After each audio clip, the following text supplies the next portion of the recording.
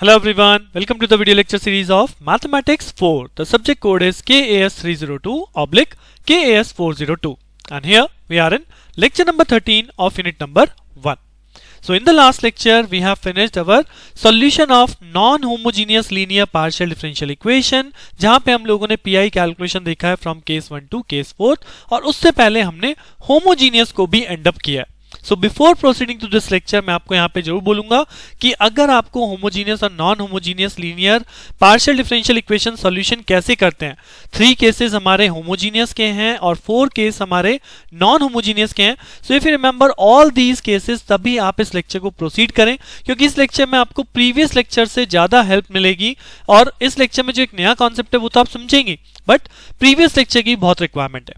So if you know that or if you remember that, then proceed for this lecture because इस lecture में जो मैं बात करने वाला हूँ that is equation reducible to the partial differential equation with constant coefficient. जी हाँ, अभी तक जो हमने equation की बात करी है वो constant coefficient equation है, but now the question says the variable, if the variable coefficients are given, then how can we first convert that variable equation to constant coefficient? और तब उसके बाद हम उसका सॉल्यूशन करेंगे. वही सेम चीज complementary function and particular integral कैसे कैलकुलेट किया जाता है, right.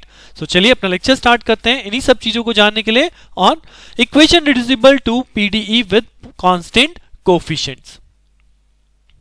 So equation reducible to PDE with constant coefficient मतलब क्या है? अगर अभी तक के हम क्वेश्चंस करें, अभी तक के हम homogeneous and non homogeneous equation देखें तो वहां हम लोगों ने देखी equation D square minus D D dash plus 4d dash square. In this case means जो हमारा d या d डैश का कोएफिशिएंट है that will be constant. But अगर आप इस इक्वेशन को देखोगे तो यहां पे del square Z over del x square जिसको हम अभी तक डी स्क्वायर बोल रहे थे उसका कोफिशिएंट कांस्टेंट नहीं है. Now this is in form of x.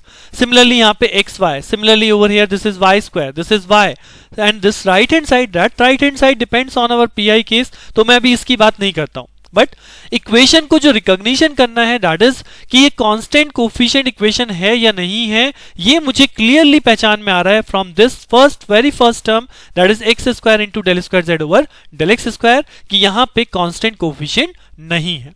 तो अब यहां पे कहता है कि इस इक्वेशन को जो कांस्टेंट कोफिशिएंट नहीं रखते बट हम इस इक्वेशन को रिड्यूस कर सकते हैं to the partial differential equation with constant coefficient. और उसके लिए प्रोसेस क्या है? उसके लिए सिंपल सा प्रोसेस है कि I will let over here x is equal to e to the power capital x and y is equal to e to the power capital y. So capital X की जो value अगर हम यहां पे देखें तो capital X is basically equal to small x log x and capital Y is basically equal to log of y. So simply आपको ये स्टेप यहां पे याद रखने हैं कि अगर आपको इस टाइप की इक्वेशन गिवन है so we will let this condition कि x is equal to e to the power capital X and y is equal to e to the power capital Y. So capital X is equal to log x and capital Y is equal to log y, right. इसके अलावा जो यहां पे term है that is del over del x, right. x into del over del x term जो है यहाँ पे या del z over del x term है, this will be replace by capital D into z, right. यहाँ पे x into del by del x is replace by capital D. जब तक अभी तक हमने क्या किया है? अभी तक हमने पढ़ा है कि del over del x is replace by capital D. But now in this case x into del over del x is replace by capital D, right. And similarly y over del y, y into del y that is equal to D dash. अब वहीं पे अगर मैं इसका double order करूं यानी कि if I want to convert X square del square Z over del x square so this will be converted as d into D minus 1 into Z. यानी कि अगर X square del square Z by del x square तो we will replace by d into D minus 1. Similarly अगर आपके पास Y square del square Y over del Y square है तो हम इसे लिखेंगे d dash minus 1 into z, right. इसी तरह अगर सपोज आपके पास क्यूबिक इक्वेशन है, if you have x cube over here, right, x cube del cube x z over del x cube, so this will be treated as d minus 1 d minus 2 into z, right. तो as so on. तो this is the way कि आप किस तरह से इस equation के factor को कैपिटल D फॉर्म में कन्वर्ट करोगे by just letting x into del x by del x is equal to d, x square तो d माइनस 1, y स्क्वायर तो d डैश माइनस 1. और अगर एक टर्म बनती है like this x y term, right. अगर आपके पास x y into del square Z over del x del y है तो this term is represented bye d into D dash, right तो अब एज अ फॉर्मूला चाहे याद रखिए चाहे जैसे भी याद रखिए, बट अगर आपको इक्वेशन इस फॉर्म में आती है that is with variable coefficient, तो इस केस में आपको x into del by del x को रिप्लेस करेंगे कैपिटल D से and as so on with this formulas, right. So अगर मैं इस इक्वेशन को सबसे पहला स्टेप कन्वर्ट करूं तो मैं क्या लिखूंगा, मैं सिंपली यहां पे लिखूंगा कि let capital X is equal to log x and capital Y is equal to log Y, right. और इस इक्वेशन को हम रिड्यूस करेंगे, एक तरह से चेंज करेंगे, तो this is x square into del square z over del x square, तो this will be written as d into d minus 1, right? Then minus of 4 is a constant one, but xy into this part is written as d into d dash. Then उसके बाद this 4 is a constant one, y square into del square z over del y square, this is again d dash into d dash minus 1. Then plus 6 is a constant, now y into del z over del y, this is simply d dash is equal to, now this is x cube into y4. तो हमने क्या late किया था, x is equal to e to the power capital X, y is equal to e to the power capital Y. So as per this, what is x cube become? X cube become e to the power 3 capital X into e to the power 4 capital y, right? Because y क्या power 4 तो e to the power 4y हो जाएगा, तो ultimately this right hand side become e to the power 3x plus 4y, and this is nothing but one of the case of the previous equations जो हमने solve करी है, e to the power ax plus by term. और वहीं पे left hand side क्या decide करेगा कि ये होमोजीनियस है नॉन होमोजीनियस है, तो अब इसको भी सॉल्व करके देख लेते हैं। तो अगर हम इसको सॉल्व करें बनेगा D square minus D minus 4d d dash and plus this become 4d dash square, right. और यहाँ पे एक टर्म बनेगी माइनस 4d डैश और यहाँ पे है 6d डैश, तो अगर इनको सॉल्व करेंगे तो यहाँ पे बनेगा प्लस 2d डैश। तो this is my given equation जो कि आपकी किस फॉर्मेट में कन्वर्ट हो चुकी है, जी हाँ ये इक्वेशन थी वेरिएबल कोफिशिएंट्स के साथ, now this equation is the constant coefficient PD, right. और ये कौन सी इक्वेशन है, होमोजीनियस है नॉन होमोजीनियस है, ये है नॉन होमोजीनियस बिकॉज हर एक डेरिवेटिव सेम ऑर्डर पे नहीं है, राइट। सो ये एक छोटा सा स्टेप आपको यहाँ फर्स्ट स्टेप के तौर पे याद रखना है कि जब भी इक्वेशन इस x की वाली फॉर्म में गिवन है उस इक्वेशन को हम कांस्टेंट कोफिशिएंट इक्वेशन में कन्वर्ट करेंगे बाय लेटिंग दीज वैल्यूज। और इनके अलावा जो हमने पढ़ा x into del by del x is replace by capital D, x square है then d into d minus 1, right. So this is my equation converted. अब इस इक्वेशन को फर्दर सॉल्व करते हैं जैसे कि हमने अब तक सीखा है। तो अगर इस इक्वेशन को सॉल्व करूं तो एक इक्वेशन को सॉल्व करने के लिए यहाँ पे d स्क्वायर है 4d d डैश है और 4d स्क्वायर है, अगर मैं इसको एक साथ लिख लूं तो ये बन जाएगा d minus 2d dash whole square, right. If I take these 3 factors, right, तो this can be written as d minus 2d dash whole square, क्योंकि अगर मैं इसे एक्सपांड करूं I will get d square, I will get 4d dash square, I will get 4dd dash, और इसके अलावा जो टर्म है minus d and plus 2d dash, this will remain same and right hand side remain same 3x plus 4y, right. अब अगर आप इसे देखें तो d माइनस 2d डैश है, ये भी d माइनस 2d डैश है, यानी मैं इसे फैक्टराइज कर सकता हूं, d माइनस 2d डैश को कॉमन लिया, एक टर्म यहाँ पे बच गई d माइनस 2d डैश, और इसको अगर d माइनस 2d डैश बनाना तो यहाँ पे क्या बचेगा माइनस 1। तो एक तरह से आपकी इक्वेशन जो है वो फैक्टराइज हो गई, और मैंने फैक्टराइज क्यों करी, because this is non homogeneous, और नॉन होमोजीनियस में हम पढ़ चुके हैं we will convert into linear factors, right, जो कि आपके 2 फैक्टर आ गए। अब मैं इस इक्वेशन का CF और PI कैलकुलेट कर सकता हूं, right. So for CF calculation, अगर मैं इस इक्वेशन से CF कैलकुलेट करूं तो स्ट्रेट फॉरवर्ड ये इक्वेशन अपने स्टैंडर्ड फॉर्म से कंपेयर करते हैं, d minus md dash minus a, right, this is the standard one. So अगर कंपेयर करें स्टैंडर्ड से तो यहाँ पे फर्स्ट फैक्टर कहता है this is e to the power 0 because a है नहीं, और उसके बाद f1, देन यहाँ पे y प्लस क्या लिखते हैं हम ट्वाइस ऑफ x। बट यहाँ पे अब चीज ध्यान रखिएगा बिकॉज हम इक्वेशन को कैपिटल X और कैपिटल Y में कन्वर्ट कर चुके हैं, तो ये जो यहाँ पे स्मॉल y हमने लिखा है this is not small y and this is not small x, this is basically what capital Y and capital X।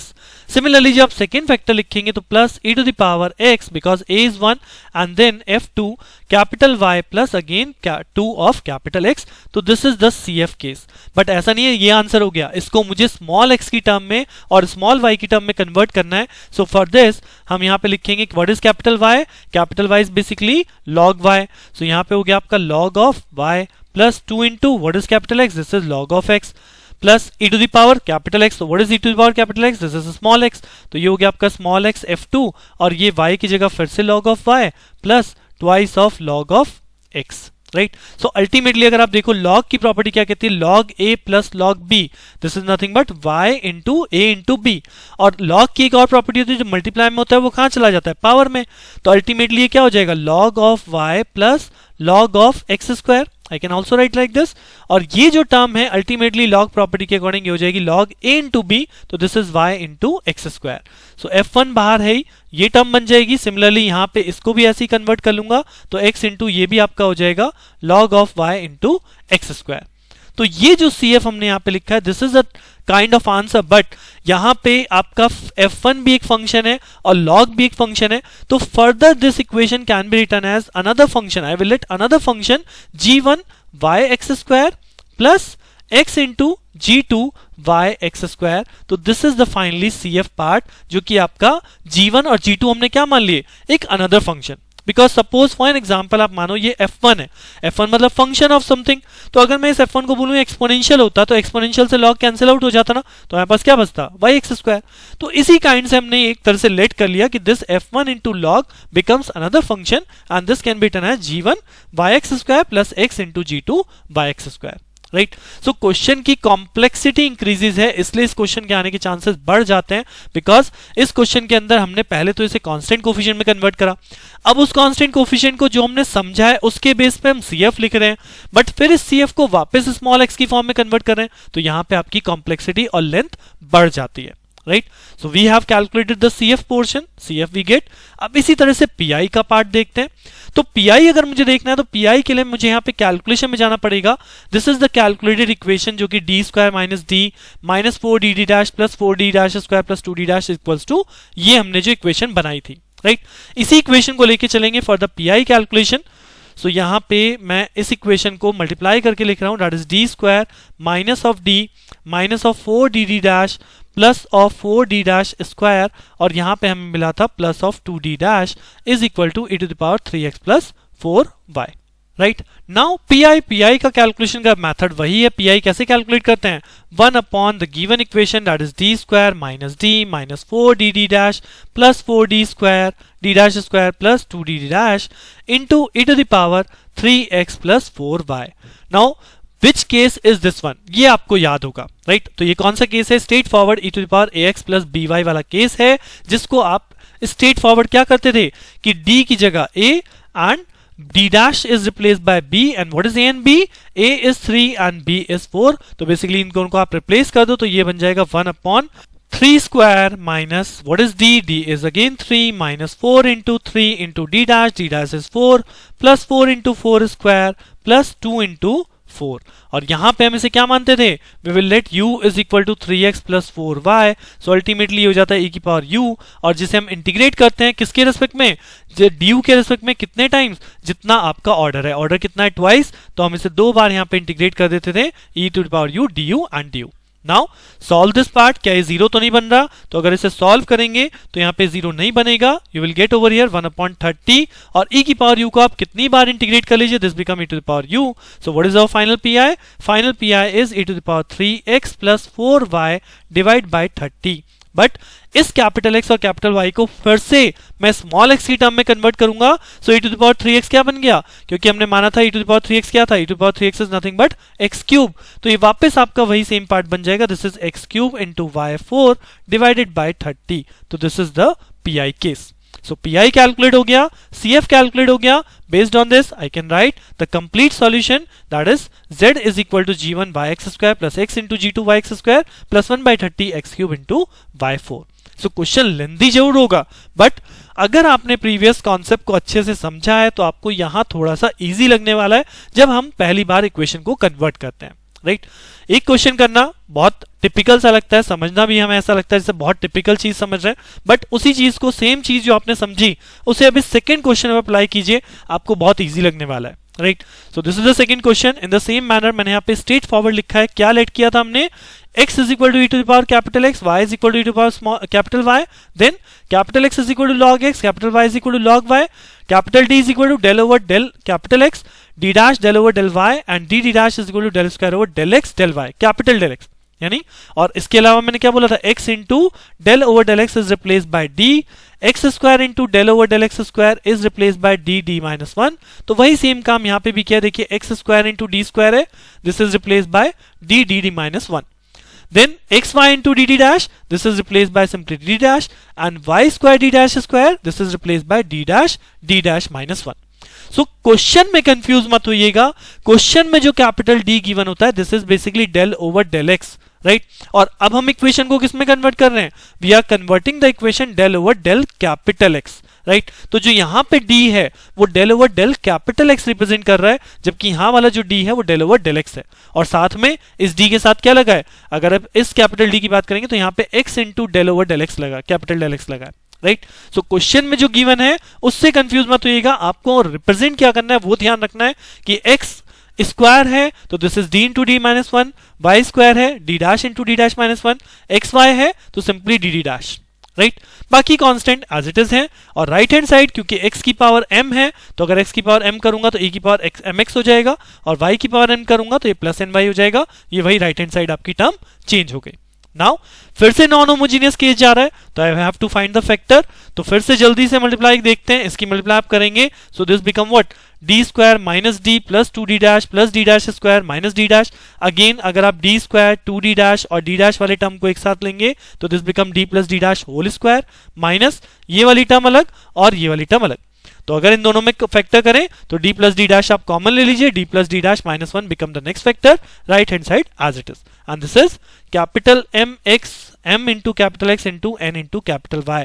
ये ध्यान रखिएगा, this is capital x and capital y, right. So कहीं पे भी अगर मैं मिस्टेक कर रहा हूं तो उसे आप खुद से करेक्ट कर लीजिएगा कि ये सभी capital x and capital y है, राइट। तो इक्वेशन आ चुकी है, अब इसके बाद हम CF और PI कैलकुलेट करते हैं। तो CF के लिए डायरेक्ट इस फैक्टर को हम स्टैंडर्ड से कंपेयर करेंगे। So what is my CF, इसके अंदर a नहीं है तो that means e to the power 0 f1 y minus x, और सेकंड वाले फैक्टर के लिए e to the power capital X f2 y minus x, right. अब इसको सेम फॉर्मेट कि हमने क्या माना था, f1 y की जगह होता है हमारे पास log of small y, x की जगह होता है log of small x plus e to the power capital X this is small of x f2, और ये फर्दर हो जाएगा log of y minus log of x। As per the log property फिर से चेंज हो जाएगा, this can be written as log of y by x plus x into f2 log of y by x, और जिसे further f1 into log को मैं क्या लिख सकता हूं, जी हाँ, जैसे लास्ट क्वेश्चन में लिखा था, let another function g1 and that is g1 upon y by x plus function g2 x into g2 that is y by x. So this is our required CF part, right? So now see कि हमने पहला question समझने में और जो second question उसी base पे करते हैं कितना इजी लगता है। सेम चीज हमने यहाँ पे करी है, इक्वेशन को पहले कन्वर्ट किया कैपिटल x कैपिटल y की फॉर्म में, फैक्टराइज किया बिकॉज इज नॉन होमोजीनियस, और उसके बेस पे हमने CF लिख दिया, CF को वापस स्मॉल x स्मॉल y की टर्म में कन्वर्ट कर दिया। Now the second part is PI part. तो PI के लिए कहां से चलूं, PI के लिए आप इसी फैक्टर फॉर्म से चल सकते हैं, मल्टीप्लिकेशन से चल सकते हैं, जैसे भी आप रखना चाहें, बट 1 अपॉन कंप्लीट इक्वेशन जो हमें मल्टीप्लिकेशन के बाद मिली, then e to the power m capital x plus n into capital y। तो आप देखो सेम चीज है, फिर से वही केस बन रहा है e to the power ax plus by वाला, राइट। जिस केस में हम क्या करते हैं, अगर हम इस केस में देखें तो इस केस में हम करते हैं d is replace by a, d dash is replace by b, and we will let u is equal to ax plus by, right. तो सेम चीज यहां पे भी है, this is basically e to the power u हो जाएगा, जिसे हम इंटीग्रेट करेंगे कितने रेस्पेक्ट में, 2 टाइम्स, बिकॉज इक्वेशन आपकी सेकेंड ऑर्डर की है, बट उसके पहले हमें चेक करना होता है क्या नीचे टर्म जीरो तो नहीं बन रही। अगर जीरो बनेगी then we have to apply the differentiation rule, right. I hope you have remember. So apply the term d square की जगह क्या हो जाएगा m स्क्वायर, बिकॉज a की वैल्यू आपके पास m है, उसके बाद d की जगह m, उसके बाद 2d डैश यानी हो जाएगा प्लस ऑफ ट्वाइस mn, और ये है आपका d डैश स्क्वायर, तो d डैश स्क्वायर का मतलब that is plus n square minus of n, right.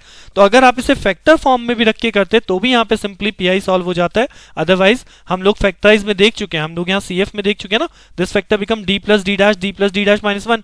तो ऑन द सेम वे हम यहाँ पे इसे लिख सकते हैं m प्लस n और m plus n minus 1 e to the power u, जिसे आप 2 टाइम इंटीग्रेट भी करेंगे तो भी e की पावर u ही आएगा, और this results in what 1 over m plus n into m plus n minus 1, और e to the power u क्या है, u की जगह है हमारा m x plus n y, जो कि अल्टीमेटली क्या है, that is nothing but x to the power m और y to the power N.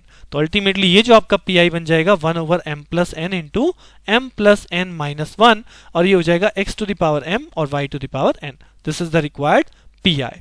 And after that, what is our final step? Final step को मत भूल जाइएगा, that is the complete solution, that is CF plus PI। तो इसमें CF और PI दोनों add कर दीजिए। This is your complete solution and the answer. So I hope with this your equation reducible to PD with constant coefficient, अगर इस type की equation आपको गिवन है जिसे हमें पहले constant coefficient में कन्वर्ट करना है, so now you can able to do this question। और इसी के साथ अगर मैं बोलूं तो आपका ये जो फर्स्ट यूनिट हम लोग पढ़ रहे हैं, this unit number 1 is over, right.